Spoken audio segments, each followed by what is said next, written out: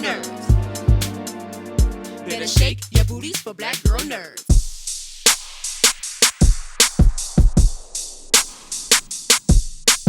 Thank you, Alicia, for your time. Of course. This is such a moving, emotional piece, particularly personal to me. My parents are from Louisiana.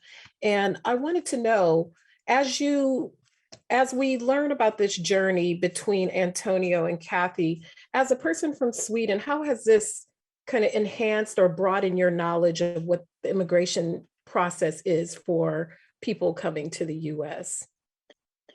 Actually, I mean, this particular issue is something that is not just an American issue. It is like adopted children that has ended up in this kind of loophole all over the world. And what I actually thought was interesting, aside from any immigration politics, in any country too, what I thought was new to me, what I didn't know about what's happening in this film is these children have already been legally adopted in two countries or in America. And for me, I was like, I couldn't believe that this, was actually possible.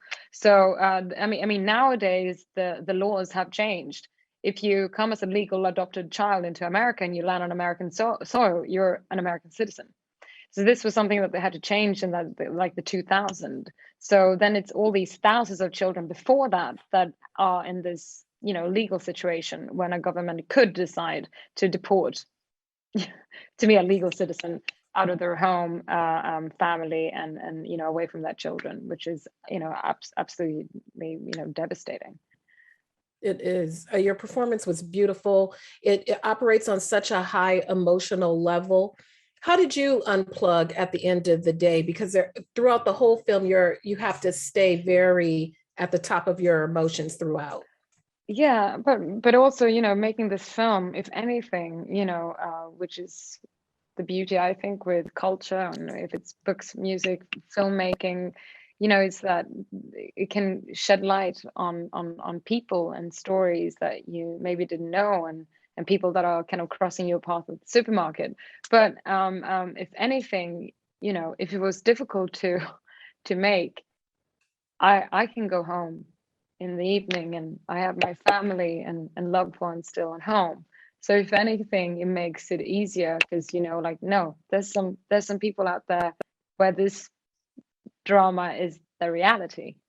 And that is way, way harder than, the privilege that I live. So, in one way, it just makes me, more willing to bring justice and make sure I do as an honest portrayal as possible to kind of make sure I present the story in the best, most honest light. Well, I think you did a very beautiful job, you and Justin together. What message did he convey to you? Lastly, what did he convey to you as you begun this journey together? I'm so impressed by him. He's a beautiful, human being, dad. But then, for him being Asian American, he's had the issues and struggles himself that he had proven himself as an actor. And yet he had difficulties to get work because he has Korean parents, even though he's born and bred in America.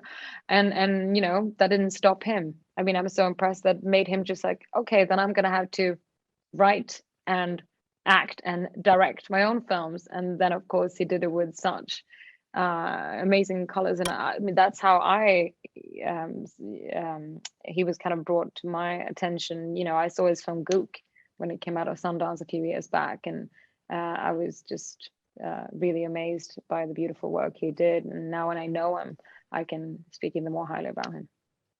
That is wonderful. Thank you again for your time. I really appreciate speaking with you. Oh, thank you so much. Take care.